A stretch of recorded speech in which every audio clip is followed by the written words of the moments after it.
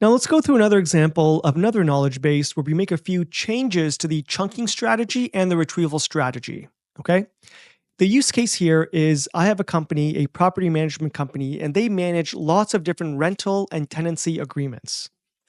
All those tenancy agreements can be found in this folder, in the resources folder of this course, under contracts, okay? So I have 5 tenancy agreements. Let's look at one of them to see what it looks like. So this one says over here, this rental agreement is entered into the first day of August 2024 between John Smith at this address. The tenant agrees to pay a monthly rent of $3,000. The lease shall commence on August 1st. Blah, blah, blah, blah, blah, so on and so forth, so on and so forth. Amazing. Kind of boring, but it's a tenancy agreement. It's meant to be boring. I have 5 of these. What I've also done here is I've combined them into one long file that has been separated or delimited by these 3 dashes. Okay? So let's go ahead and close this up. Let's go over here, create a new knowledge base, import from file. We'll select that file, that combined file, and then we'll click next. Now here, I can click preview chunk to see what a chunk looks like. So if I click preview chunk with the default settings, I can see that chunk 1 is basically this line, and then chunk 2 is in the same agreement, but this line about the rent, and then the lease term, and then the property type, and then the security deposit, and then the address, and then this is its own chunk for whatever reason, and so on and so forth.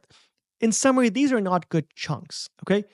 Think of chunks as separate, distinct blocks of text that talk about one particular thing.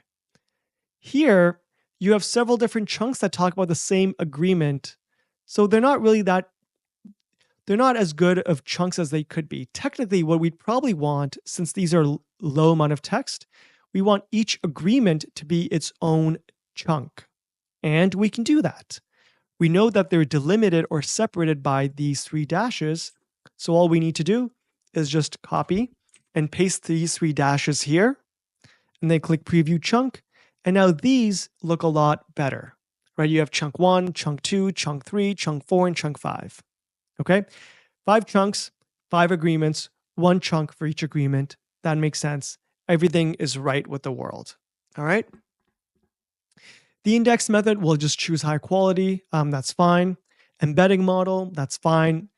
There's a whole science behind what embedding models you should choose. We're not going to go through that. But what we are going to go through is the retrieval settings. So you have really 2 options, okay?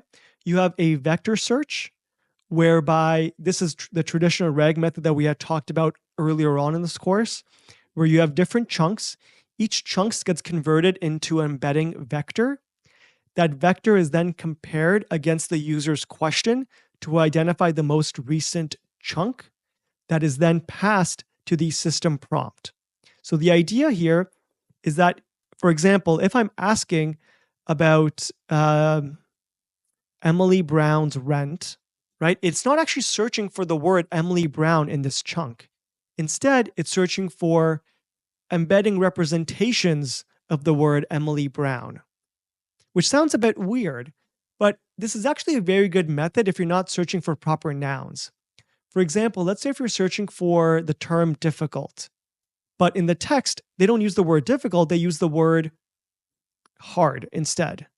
Difficult and hard are 2 different words, 2 different spellings, 2 different texts, but they have a very similar embedding vector because they express the same meaning. That's why traditionally, if you're searching for text, it's useful to search through embeddings instead.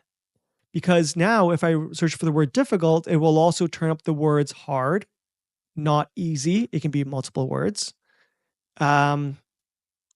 Extraneous, things like that, right? Whereas if you just do a keyword search, it won't find the word difficult. Oh, it will only find the word difficult. It will not find the other synonyms of that word. In this case, we are doing a vector search, which means all it will find is embedding representations of the user's question, which in this case is not relevant, right? I'm searching for Emily Brown. That's a proper noun. I don't want it to search for words that sound like Emily, right? So in this case, I can do what's called a full text search. So it indexes all the terms of the document. allowing the user to search any term and retrieve relevant text chunks containing those terms. Or I can do what's the most recommended option is a hybrid search, okay? Which basically does part semantic, part keyword. In this case, I'm just going to do half-half. So it will do both a keyword search and a semantic search, and then it'll average up the results, and then it'll give you the most relevant chunk after that. That's the one that's typically used, which is why this one also says recommended. Okay. You can also choose other things, by the way. You can choose the top number of chunks returned, the score threshold. That's also important too. If you don't want to retrieve, smaller chunks that may have made it to the top, but they have a very low score threshold, so you don't want them.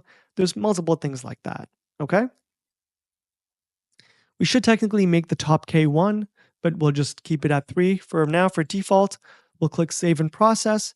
And now we just need to wait until it's processed. Might be done already. It is perfect. So now let's go back to our trusty chatbot. And we'll again say you are an AI assistant that answers questions. Perfect. And then we'll go over here to knowledge, and then we'll add in, we should probably give it a better name, but that's fine, combine.txt. We'll click add. We can see that it's a hybrid search. We're doing a hybrid search here, which is great. And now I'm going to ask a question. I will say, what is Emily Brown's rent?